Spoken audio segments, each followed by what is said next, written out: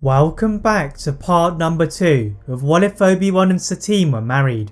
Thank you for your great support on the first part of this video. To recap what happened if you haven't seen it, Obi Wan had married Satine after the Battle of Naboo and had kept their marriage hidden from everyone apart from Anakin and Padme.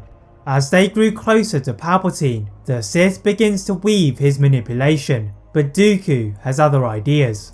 We join the apprentice as he aims to kill Anakin and Obi-Wan, both of whom are a threat to his plans.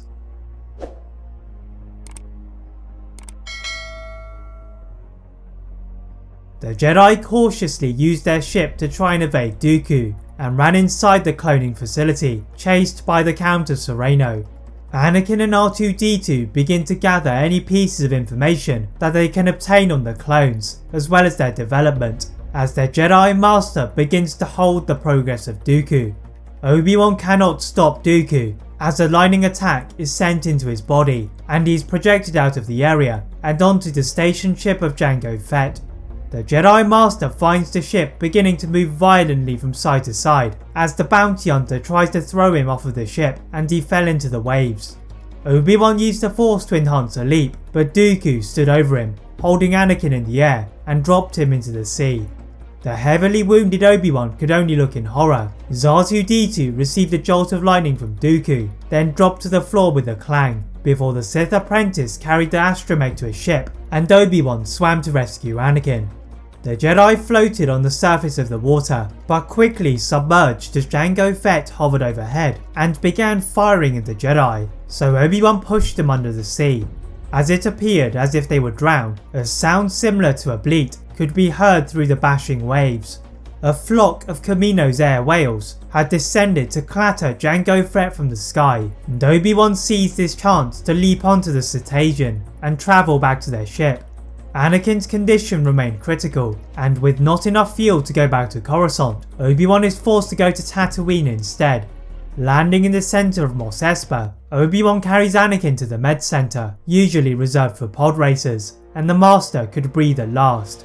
Asking R4 to extend the signal range, the astromech manages to reach Naboo, and on the receiving end of the subsequent transmission, Padme is fraught with concern as she hears of what had happened to Anakin. The Senator relays the news to the Jedi Council, and they are equally worried, not just about losing Anakin, but also that Dooku had become a Sith. As Luminar Unduli and Saesee Tiin head to Tatooine to retrieve Obi-Wan and the healing Anakin, Shaak Ti is dispatched to investigate what Dooku had been doing on Kamino. Equipped with a legion of the new Grand Army of the Republic, the Jedi Master approached the exterior of the planet and was surprised to be met with Dooku's separatist fleet.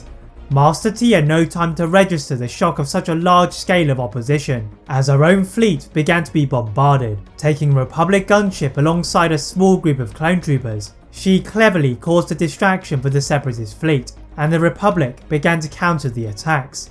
But there was nothing that could be done to deal with the number of ships attacking them, and her heavily damaged fleet was forced to retreat. The Jedi Master is able to find the Jedi Council outside of the airspace of the separatist fleet, and their fears about Dooku had been confirmed. Yoda declared that a full-scale war was unavoidable, and the Council stand up to prepare themselves for a mighty battle not seen for many years. Back on Tatooine, Obi-Wan had refused to leave the side of the recovering Anakin, and he had been joined by Senator Padme Amidala from Naboo. As Master Unduli and Master Tin arrived to help them, they all sense a great disturbance in the Force, centered around Anakin. The Jedi Knight began to violently twitch on his bed, screaming in pain, as visions of his mother dying infected and invaded his mind. Padme is able to bring these visions to a temporary stop as Obi-Wan and Luminara entered into a speeder and travelled to the Tusken Raider camp that Anakin had seen in his nightmares, before approaching the leader of the clan. Obi-Wan utilises his famous negotiation skills to rescue Shmi from a certain death, and the mother of Anakin Skywalker could see her son again. Anakin awoke to the presence of his mother, but his eyes narrowed as he saw that she had been subject to torture. Before he could unleash his anger, the Jedi Masters place Anakin under a Force-induced sleep and carry him back to Coruscant, where the Jedi Temple was largely empty. The Jedi had already departed for Kamino, and Anakin had been eager to get going, even if he could not stand, but together with Obi-Wan and Padme, he was forced to wait patiently for any news on the fate of the Jedi. Finally, the hologram of Grandmaster Yoda appeared in front of them, and he announced that most of the Jedi Order had either been wounded or killed, but they had managed to retrieve R2-D2 from the clutches of Dooku, and they had begun their journey back to Coruscant to assess what the droid had learned. The gunships arrived one by one on Coruscant's landing platform, and the Jedi Council members walked to the Council Chamber and placed R2-D2 in the middle, but they soon wished they left the droid on Dooku's ship. That is it for part 2 of What If Obi-Wan and Satine Were Married. If you'd like to see a part 3 soon, please like this video, turn on that notification bell, click that subscribe button on this channel, as well as on my other channel What If Films. And as always, leave a comment on what if you'd all like to see next, and how I can improve my videos.